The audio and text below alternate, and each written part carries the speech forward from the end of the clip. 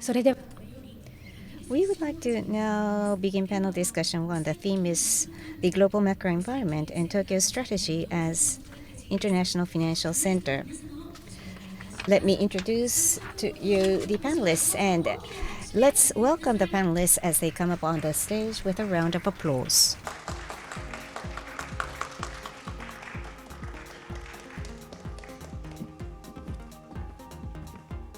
よろしくお願いいたします。 Thank you for coming.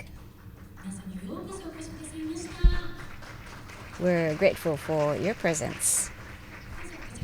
Please take your seats. I humbly would like to introduce the panelists one by one. When your name is called, could you bow first? Mr. Robert Kahn, Managing Director, Global Macro, Eurasia Group. His research features on the impact of the geopolitical risk on macro and monetary and financial markets. He was the senior advisor of Financial Policy Department at the World Bank and has served various other important positions. He will speak from the perspective of international macro environment. Mr. Kahn, thank you very much for coming. Next, Mr. SHINDO Toru, Chief Investment Officer, Office of Investment Management, United Nations Joint Staff Pension Fund. He's been with the headquarters of UN in New York for 22 years, and he was the main contributor in enlarging the AUM to 16 trillion yen. Today, he will speak from the perspective of a global institutional investor. Thank you for coming, Mr. SHINDO. ありがとうございます。続きまして、 Next, Professor Honda Keiko, Professor, Waseda Business School.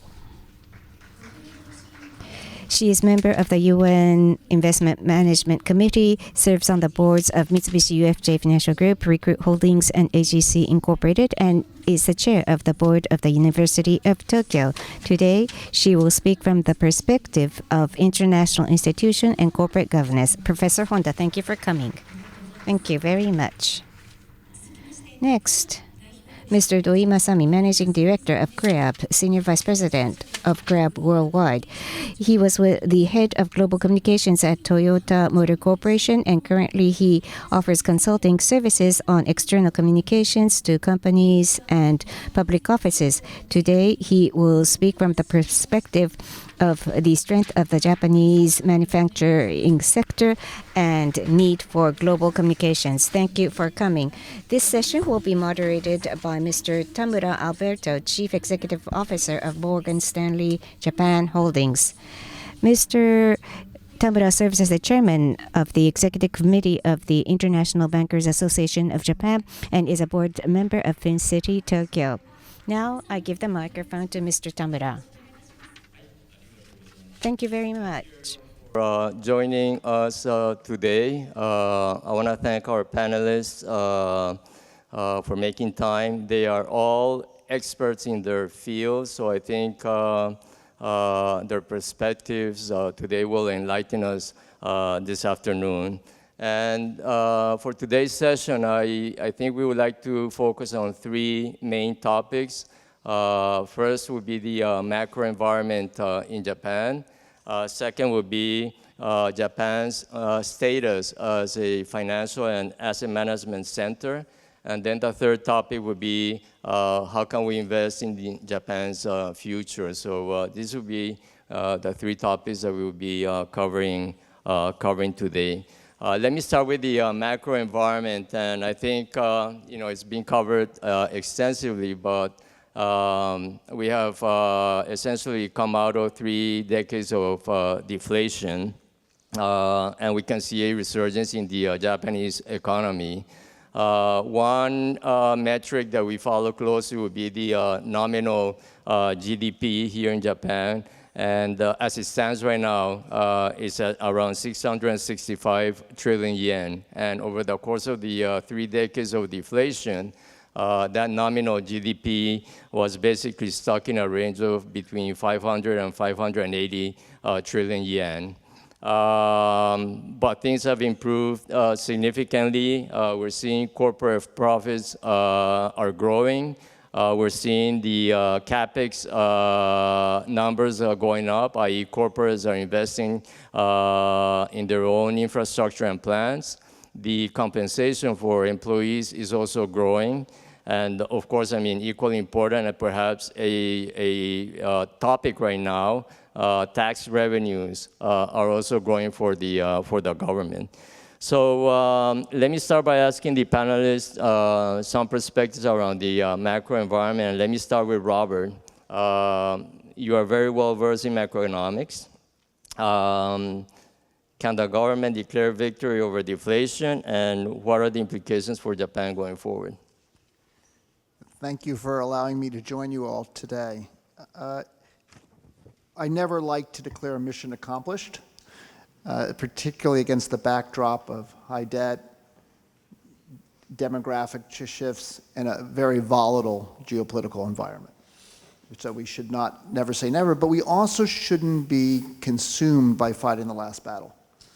And so I'm cautiously optimistic that deflation is a diminishing concern for the government. Of course, at the core of that is a really significant transitional moment for the Bank of Japan, moving away from yield curve control to embracing an inflation targeting framework. And I think the central bank's made some important steps to that. And I am hopeful and optimistic that they have both the economic and the political space to continue a gradual transition in that regard. And that would be consistent with a central bank that has the power to maintain price stability at low but positive rates of inflation. And I think that would be a pro-growth and stabilizing element, a constructive element of the Japan outlook going forward. Thank you, Robert. Let me turn it to Honda-san. You have an impressive career dealing with corporates here in Japan. Should we be excited about the Japanese economy and corporate Japan? Well, first of all, Alberto, thank you very much for having me here. It's an honor to join this panel. To answer to your question, Robert, I have to repeat what you said. I am cautiously optimistic, particularly about corporate Japan's strategic shift, rather than macro growth. For example, topics, which is the major Japanese equity index, rose 22% in yen terms in 2025. Yet, the economy remains vulnerable to the external shocks and also Bank of Japan normalization risks. But the real story is governance-driven value creation. That's I'm optimistic about. Japanese firms' capital productivity has lagged for decades. For example, the average return on equity of Japanese company on the topics, the index, between 2000 and 2025 was only 5.4%. This is significantly lower than that of the US counterparties. But stewardship and corporate governance code, combined with Tokyo Stock Exchange's cost of capital and stock price conscious management, that push, comparing low ROE companies to tackle underperformance through the portfolio reshaping and beyond. So ROE and PBR improvements are underway across many firms, but the progress is incomplete. Cross-shareholdings are still unwinding, yet cash piles up average 20% of the assets for Tokyo Stock Exchange prime section company, according to the Bloomberg intelligence. So, but I think, two ways to look at it. I would look at it, there is a clear room to unlock value. If management teams seize these opportunities, Japanese firms have a stronger potential to sustainably enhance the corporate value. So that's why I'm optimistic. Thank you, Honda-san. You touched upon, I think, a very critical topic for Japan over the past few years, and that is reform.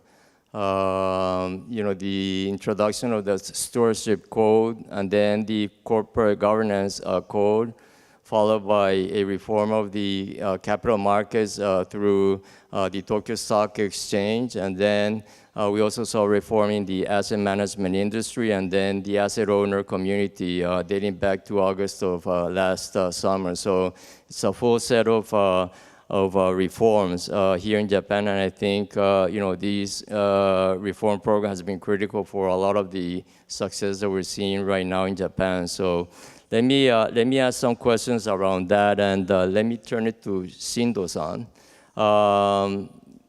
You are an experienced global investor, and how would you score what's happening here in Japan, and how is the international investing community rating the recent changes in Japan?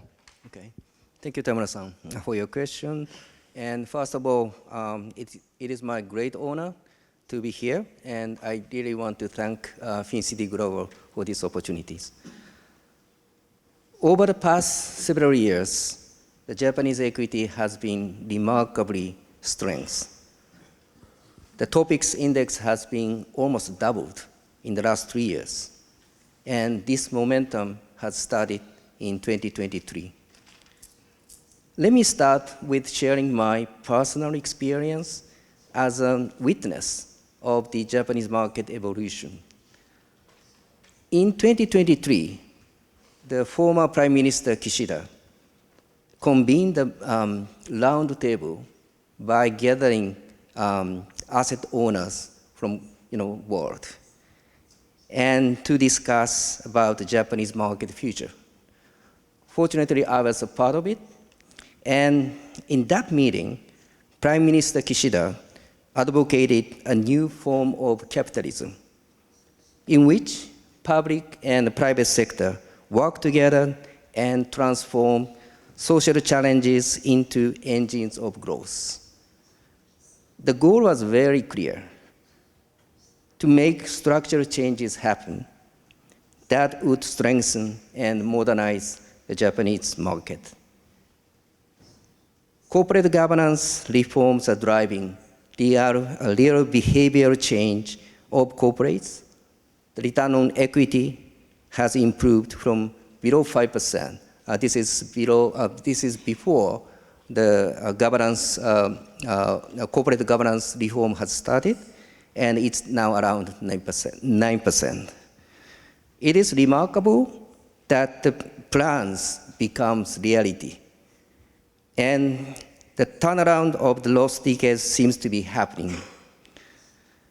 I would give probably 90 points for the scorecard, probably with my hope that this trend will be sustained. With regard to the rating of the international investment community, I would say it's definitely improving. In the past, before the corporate governance reform started, almost nobody paid attention to Japanese market. Some people describe this situation as Japan passing, or maybe Japan nothing, right? International investors are clearly interested in Japan in the perspective of growth opportunities, further improvement in capital efficiencies, the lower variation, and the geographical diversification. Thank you. Thank you, Shindo-san. Maybe I turn it to Doi-san. You are in a very unique position because you interact with both the private sector, but also the government. In your opinion, how effective have these reforms been, and should we and the government be thinking of other reforms? Okay, so thank you very much. And also, I'm very honored to be here again. Thank you very much. Overall, I think the current reform, the corporate governance reform, very, very successful. And I could see many improvement of the Japanese company for such corporate governance. And also, the recently Japan government suggested in action program, corporate governance action program 2025, that was issued last June, suggested that the Japanese corporation have to have a more strong the capability to cope with global risk. That because the global risk now increasing after the Ukraine and Russia, Russia invaded Ukraine, and also the other turmoil in the world. So that is very important. I think the companies have to have a more strong capability in the robustness to respond to such crisis. But on the other hand, I think there are many the opportunities from such global risk. The firstly, from the U.S.-China tension. Actually, that is a tension, that is a risk. We could see. But the Trump, they imposed the tariff to the China, 145% last year, and 2 weeks later, immediately he decreased the tariff 110%. It means the American society or American people understood they could not live without the China product. So almost everything like clothes and solar panel batteries are coming from China, and also ingredients of the medicine are coming from China. So the American people understand now they need the production, they need manufacturing. I think Japan has a lot of chance to respond to such kind of the Americans the demand. Japan can provide the manufacturing technology to the U.S. For example, rare earths, Japan has a lot of that technology, motor technology, without rare earths. And also, I was in the Toyota Motor Corporation 30 years, and when I was in Toyota, Toyota decided to transplant the Toyota technology, like a Toyota production system or just-in-time system to the U.S. From 1990, almost the 30 years ago, and now still working on that. So it's time, about time.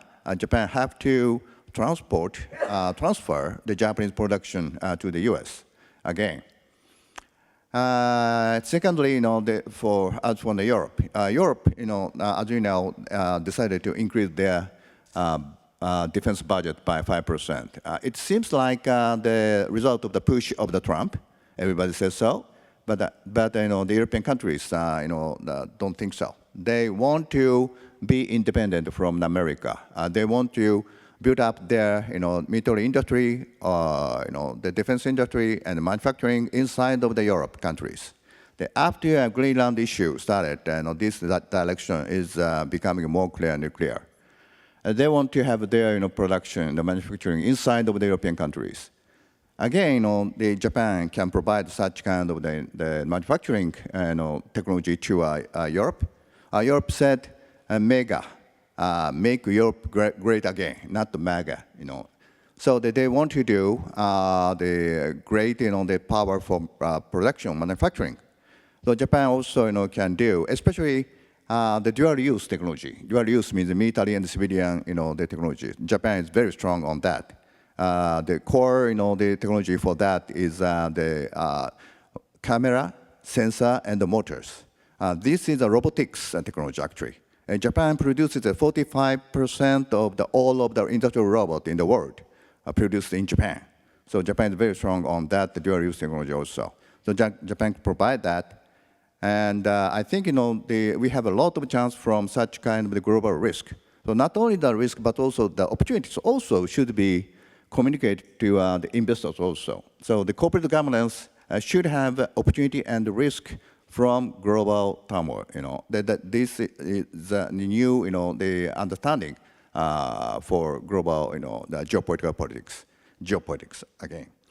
And so the government and the companies have to work together to take advantage of this, Japanese strong point. Yeah, I will stop here. Thank you. Thank you, Doi-san. Let me turn it to another point that I think is important, which is the government has been very well coordinated in a lot of the reform programs here in Japan. For example, if you look at the different ministries and agencies, and I'll name a few of them, the Bank of Japan, the Ministry of Finance, the Ministry of Economy, Trade and Industry, the Japan Financial Services Agency, the Tokyo Stock Exchange, and even the Ministry of Health, Labor and Welfare have been part of this journey recently. And I would argue that one of the ingredients for some of the success that we're seeing here in Japan. Robert, maybe if you can give us a little bit of the perspective from the outside world on this matter. Have you seen this type of commitment by any central government, and what are the ramifications for further coordination amongst these multiple agencies? I think there is, I think we do have an element of best practice that we can see forming on the global experience, particularly during a period of reform, where there's greater uncertainty about the structure of the financial market, the risks in transition and in the longer term. I think it's very risky to depend on just one agency to oversee, to coordinate and to communicate about those risks. So I think we are learning that an effective coordination process across agencies has huge benefits potentially. We're also, I would emphasize, an environment where a more complex financial system, a better developed financial system also means more risks are outside the banks. And indeed, that means that the bank regulator alone can't see the whole picture. So as I put that all together and I look across the world, I'm actually a strong supporter of what the US had been doing, which was the development of a coordinating committee, the FSOC in the US case, that explicitly worked to link across these agencies. That had the advantage both of ensuring good information sharing within the government, very important as a start, but also a communication strategy for talking to the public, which I think can be really important at times of stress. Now, the current Trump administration is, to some extent, reassessing how it wants to think about FSOC and use it. I hope it comes back to a real belief in it. I sometimes think to myself that sometimes it takes a crisis for governments to realize that some of the old structures still work. In this case, I'm committed to it. Let me just also add, you've asked the question in terms of the coordination within the government and how critical that is. There's also an issue about coordinating internationally. And there's a lot of politics now swirling internationally about the whole issue of multilateralism versus unilateralism. And of course, a lot of that speaks to what's happening in Washington right now. However you feel about that debate, I think in this space, multilateralism is essential, right? That you need to have a fire department that takes the call when there is, a problem. And, and that means in this case, international coordination on financial stability issues. It means that there has to be that explicit capacity to pick up the phone and reach your counterparts.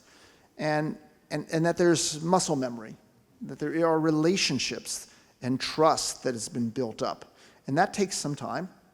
So I think particularly with the Japanese government embracing reform, creating new structures and the like, it's all the more important that they're able to have these relationships internationally as well, that they're having conversations at the Bank for International Settlements, at the OECD and other places. They may need a little help in making those connections to the extent that right now it is difficult to know who the counterparts are in the US and what the philosophies are. But I think it is worth the effort to try and continue to pursue that on an international basis. So both domestically and internationally, I think best practice is to have that kind of coordinating structure. Thank you, Robert. We'll hear from you later on, and our other panelists, I think we will talk about geopolitics and some other risks a little bit later, but maybe going back to you, Doi-san, do you think, you mentioned some very specific examples of things that are happening here in Japan, but going back to what the government can do and how it can coordinate with the private sector. And there's one agency or ministry that I didn't list before, but listening to your comments, I mean, other agencies like the Ministry of Defense, for example, could be part of some of the, development programs here in Japan. What are your thoughts on overall reform and what the government can do? Okay, so thank you very much. And also, I a little bit make comment on the Kahn, the remarks about multilateral, the collaboration. I think this is very important. Especially the global risk means the supply chain risk. So now, the supply chain is disrupted, I think, by the many, turmoil in the world. So there's such the multilateral, the understanding the situation and also multilateral support for the, such a supply chain. We want to call it friend financing. Such friend financing is important for the robust supply chain in the world, to keep the current prosperity in the world, business and economy also. So on top of that, I'd like to talk about small and mid-sized companies in Japan. That has a lot of the chance, I think, that they can be globalized more. They need money. Actually, the Toyota Motor Corporation, has 30 or 40,000 suppliers in Japan, and they are very, very strong. And the Toyota product is just, the combination of the small and mid-sized companies' effort. That is the Toyota's car. Still, it's very strong in the world. I think these, the SME, we call it SMEs, the small and mid-sized companies. They are very capable to meet with Toyota's very severe requirement, and Toyota required them about the price, quality, technology, and everything. Every 4 years, Toyota, they launch the new product. They are invested a lot for that, and they are very capable. They are very strong, but they don't have money enough to be globalized so much, and they don't want to be listed. I think it is the role of the private equity fund. So if they have a private equity fund and support them to be globalized, I think it's a big chance to be successful for such SMEs in Japan. There are many good SMEs in Japan. And this is also the good opportunity, profitable opportunity for for the private equity fund from the other country. So I want to have more money from other country for PE, private equity, for supporting the Japanese SMEs. That will be a very important. And currently, government and also Tokyo Metropolitan Government are supporting such a SME to have a more transparency or the corporate governance and also global communication skill. We are also, in our company, also supporting that the global communication scale for SMEs. So that is a very important point. Again, thank you. Thank you, Doi-san. Doi-san just mentioned the Tokyo Metropolitan Government. We've been talking about a lot of efforts within the central government, but it is important to know the contribution from the local governments, especially the Tokyo Metropolitan Government. FinCity Tokyo is a primary example of that effort, and under the leadership of Chairman Hiroshi Nakaso, whom you just heard from recently, there have been a lot of initiatives that have been put forward, just accelerate the interests of the country and ensuring that the status of Japan as an asset management center and financial center are elevated. On this particular note, let me go back to Honda-san. What are the implications of making Japan a stronger financial and asset management center? Alberto, thank you very much for the good questions. If I may, to answer the little bit of twisted questions, such as why we have to make Tokyo as the financial and asset management center. May I just going to start from there? Yes, go ahead. Of course, financial activities as well as wealth is concentrated in North America, where I spent last 12 years. I just came back about a year ago here. You know, it is true. Half of the professionally managed money reside in North America. 25% is in Europe, only 5 to 6% in Japan. But don't you think it's too much concentration going on? Then Robert talked about, I don't know what the good word to say, to be politely, but unpredictability of the United States government. So, you know, look at Japan. Japan has very wide, diversified industries with 3,900 public held company and deep liquidity in equity, fixed income, and forex. And also rule-based regulatory environment. Central governments as well as regional governments are very well coordinated. On top of it, Japan is the world's only second largest city. Only after Jakarta, recently Jakarta surpassed us. This, I would say, offers unmatched scale of diversification opportunity. That's why I think it makes sense, Tokyo to aspire to be financial and asset management center. Thank you, Honda-san. Let me turn it to Shindo-san. And as Japan improves its status as a financial and asset management center, what are the opportunities for global investors? Okay. Yes, I see clearly opportunities for asset management companies globally. The asset management company can provide, innovation and resilience and greater depth to the market. Their growth is essential for Japan as it works to build a truly robust and globally competitive asset management center. Right? The saving is still dominant in the individual financial assets. It is essential that the asset management industry provides more options for investment vehicles, create more opportunities in generating higher returns. This can accelerate the establishment of the new forms of capitalism. This is sort of a chicken and egg problem, but clearly I see a lot of opportunities. For example, when the market plunged, people are scared and they tend to be selling on weakness.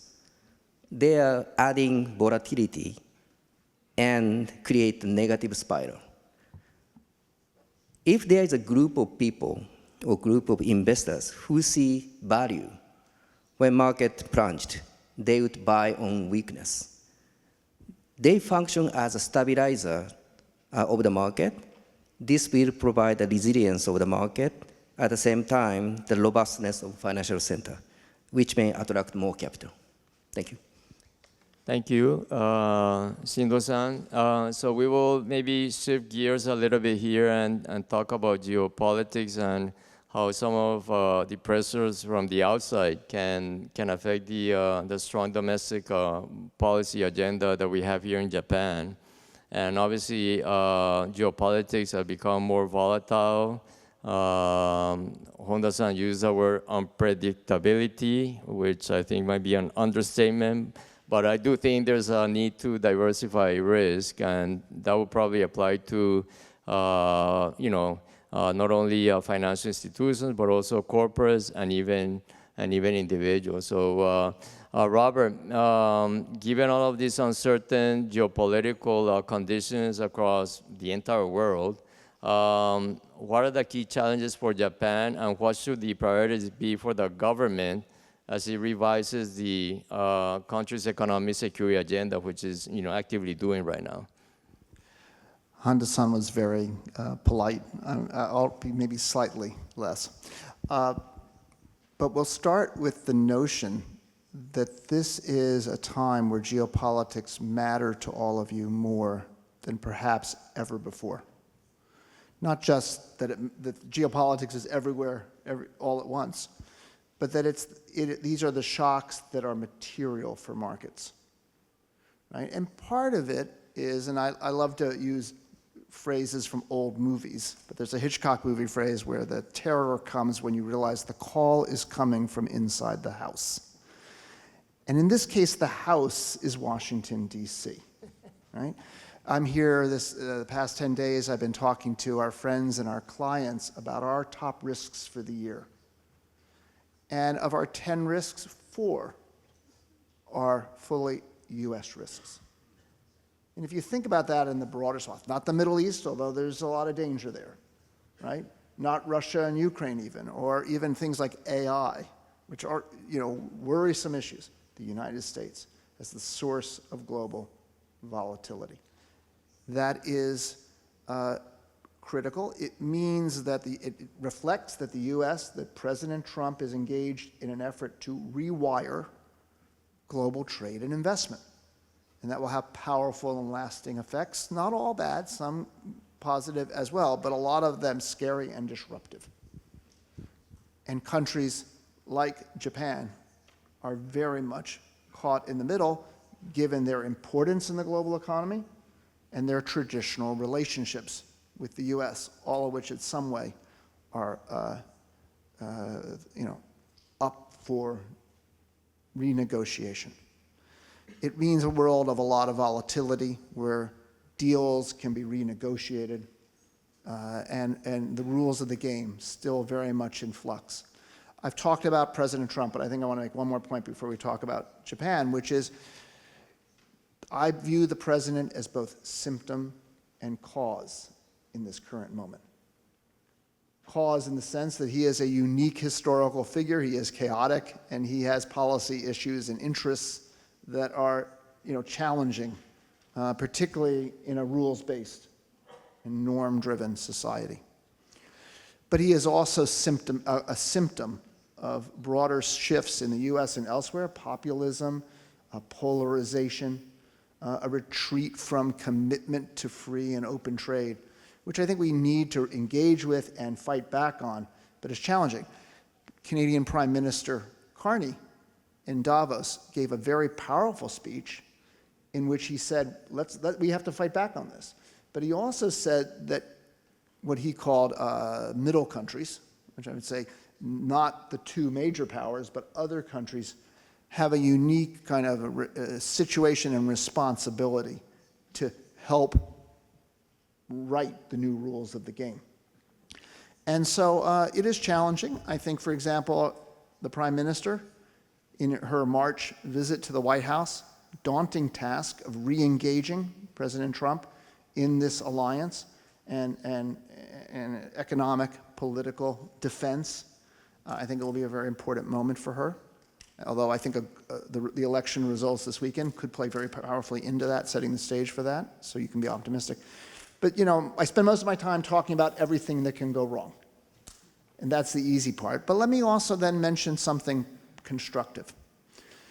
Because one of the things I firmly believe in here is that in a world where the U.S. is stepping back from leadership, we call it the G0 world. My boss, Ian Bremmer, has written about this for a decade. He says this is the year where you get the G0, where the U.S. steps back and we confront that void. I firmly believe that that's an environment where you create new opportunities for middle powers, what Carney called middle powers, for coalitions of states to step into the void. And I think that's no more true than in the financial sector. I anticipate we will see the growth of regional centers. There will be new opportunities. Some of that fragmentation of trade and finance that we're seeing will also create new opportunities for regional alliances to fill that void, to be sources of innovation. And I think what we're talking about now, I realize it's being driven in many ways by Japan's specific demands and opportunities, but I think it is also beginning to fill that international void. So I think now is the time, and I believe that it can be seen as a positive development to a new world order. It doesn't preclude the U.S. re-engaging. It doesn't preclude that the next president may come back in part, although, as I say, some of these are longer-term trends that will outlive Trump. But I do think it is an opportunity for finance, and I do think that Japan then can fill that role in the way that the other speakers on this panel have highlighted. Thank you, Robert. Honda-san, you know, it has been a very challenging environment for boards across corporates and also management teams. I mean, we've gone through a pandemic, we've seen military conflicts around the world, we've seen supply chain shocks, we have seen tariff regimes, and then, of course, I mean, increasing geopolitical risks. How do you think corporate Japan is doing in terms of balancing all of these risk factors and, in general, doing with risk management? Alberto, thank you very much for a very tough question. I think corporate Japan has handled the pandemic, supply chain shocks, by leveraging the diversified manufacturing, reshoring, also China plus one strategy, etc. But we are facing, the largest challenge we are facing right now is the US policy unpredictability. And also we face the Bank of Japan normalization.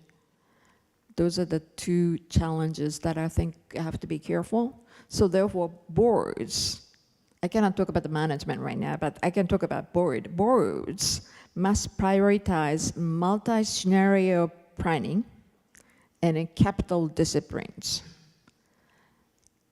But I think cautious optimism endures if governance reform continue, which I think central governments coordinating with even stock exchange they are pushing right now. Thank you, Honda-san. Doi-san, for you know, thinking about the Japanese bureaucracy and how it's dealing with all of these risk factors, what are some initiatives that the public and private sector can undertake to ensure overall stability and resilience for Japan? Yeah, okay, so thank you. As the Kahn said, Robert said, you know, the Japan is one of the middle power. And Japan also have to contribute to have a stability and prosperity in the world, which is now destroying or disrupted, I think. How can Japan, you know, how can Japan could contribute to such a new order, the new world? I think maybe, again, you know, supply chain, the robustness. So now, you know, the many countries depend on China or Taiwan semiconductor. Most advanced semiconductor, you know, in the world will be starting in Japan. You know, Rapidus. Rapidus is one of the, I think, the best example of the collaboration between government and also the corporate sectors. They are going to produce the most advanced semiconductor from the next year. Already the production was successful in the last year, July. And that is so much supported by the government. The METI and the Ministry of the Finance also, you know, supported that, and many Japanese companies, including Toyota, also, you know, supporting that project. And that could make the very stable, you know, the sustainable, you know, supply chain for semiconductor. Now, you know, the 80% of the advanced semiconductor are coming from Taiwan. And so if a Taiwan risk happened, you know, it's just disrupted. So these kind of, you know, the supply chain robustness is the very, very important considering the current geopolitical risk. But as I said, sometimes geopolitical risk could turn to the chance to Japan. You know, Rapidus is the one example. You know, actually, IBM, you know, developed the technology, and IBM didn't went to Taiwan this time. They came to Japan because of the Taiwan risk. So the some, you know, the risk could turn to the chance for us also. And also, Tokyo Metropolitan Government supporting perovskite, the new type of the solar power technology. I think this is also very important because 80% of the solar power are coming from China now to the world. So if I know the EV is increasing in the world, more, you know, dependence on China is increased. So they want to avoid, we have to avoid such kind of too much dependence on China or certain country. I'm not talking about China only. If we're dependent on the certain country only, it will be a risk for the supply chain. So we have to diversify the supply chain and not depend on one country. So there's such a support by the Tokyo Metro government for the perovskite. They call it air solar. I think this is also very important. And also the finance, the system should support this kind of activity in order to have a robust supply chain in the world in a global turmoil period. Thank you. Thank you, Doi-san. Shindo-san, I mean, we're discussing many risk factors here, and I would imagine that you as an investor dispose a lot of problems for you. What are some of the key messages that you relate to your clients in this very risky environment that we are going through right now? Yeah, thank you, Tamura-san, for reminding me that my headaches, right? As you know, market is volatile. This is nothing new, right? That everybody knows that, and this is why asset management company has to put the footmark saying that the historical performance is not indicative for the future's results, right? However, the market environment today is more complex, and I would say unpredictable than ever due to tightly interconnected geopolitical and geoeconomic situations. The recent market development, particularly very strong US equity, technology, tech sector, and also US dollar in the long term. Honda-san described this situation from a different angle, but these kind of trends created over-concentration issue. We have a big exposure in US equity, big exposure in tech, and big exposure in US dollar. This is our situation, but I think this is a similar situation for a lot of pension funds, and also sovereign wealth funds. For long-term investors like us, the pension funds, a disciplined approach and long-term orientation are essential. Diversification is the most important risk mitigation approach. So multiple trusted and transparent financial center, maybe norm-based, rule-based financial centers are highly welcomed. Japan is one of those trusted centers representing one of the world's largest economies. Thank you. Thank you. I think we're heading into the last 5 minutes of the session. I'm just going to ask a question to our 4 distinguished panelists. If you were to make a pitch to either friends or colleagues on why they should consider setting up business here in Japan, what would that pitch be? Let me start with Doi-san. Yeah, so very shortly, when I was at Toyota Motor Corporation, I was a manager for new factory, the plant decision making. So when I was there, the most important factor for the new factory in the world is human being or human resources and the supply chain.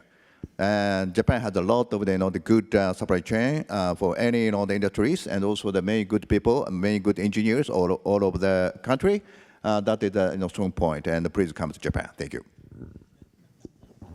Thank you. Honda-san? Okay, if I were asked the questions from asset owners living outside of Japan, my answer would be Japan provide diversification opportunity with rule-based regulatory environment, diversified industry, deep liquidity in equity, fixed income, and forex, and sizable personal financial assets, which started to taking more risk right now.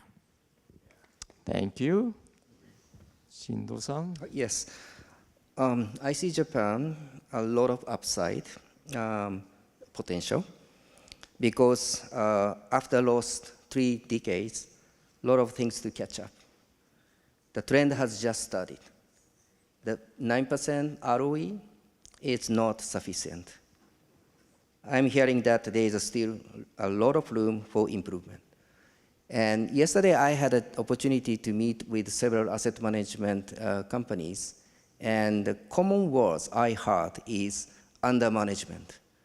They're still seeing that there's a lot of asset under managed. That will bring the profitability down for the corporates, right? And also there's a big opportunity for the asset management company to make a profit, right? So there's still a lot of opportunities. And I'd like to see the much higher profitability, and that will be appealing to foreign investors. But I think it is possible to achieve those kind of trends. So yeah, this is a long-term journey, but I think this is a very good entry point, because if we know everything is certain, that's the end of the cycle, right? Peak of the cycle. So come to Japan. Thank you. Thank you. Robert? I think it's been said really well. I think what you're hearing here, certainly it's fundamentals. So it's rule of law, important time to say that. Human and physical capital, obviously critically important. Economic dynamism, essential. All of that's there. And to the supply chain discussion, I would say optionality in a complex, uncertain world. I think those are all very important factors, because you're making investments here for the long run, right? And that's, I think that's been reinforced in the last year. For a lot of our clients, what has been extraordinary is the overpowering degree of uncertainty, right? Given about what the rules of the game were, political alliances, just simply economic outcomes. What level of tariffs will we be dealing with? It's so hard to ask people to make long-term, irreversible capital investments in that environment. Now, I am hopeful that we will be heading to a period over time where there is greater clarity about the rules of the game. But I still think we're going to see a lot of industrial policy. We're going to continue to see tariffs play an important role and the like. So in that environment, I think anything can give that long-term predictability. So in investment, you can have the confidence about your returns. And the supply chain element is very important in that regard. This is not planned, but I'm gonna do a pitch myself on why is it that Japan is a great location to do business, and I'll probably mention 4, and I'll start with the government. The government, like I said before, is very well coordinated, but it's very, very interested in the welfare of the Japanese citizens. And I think that as simple as that sounds, I think that's very important. Human capital. There's a lot of well-educated, dedicated workforce here in Japan, willing to work the long hours, including the Prime Minister. So I think that's equally important. Then 2 more, which would be manufacturing capabilities and technology. And this combination of manufacturing technology is important in a world in which we're trying to figure out resiliency plans for each country. The economic security agenda is very important. And I do think that being able to manufacture, advanced technology is very important. So by all means, for anyone that is thinking about coming to Japan, do come to Japan. And if you need help, FinCity Tokyo can make introductions. So I want to thank the panelists. It's been great hearing from you, and I look forward to future interactions. Thank you. ありがとうございました。Thank you very much. Big round of applause to the moderator and the panelists.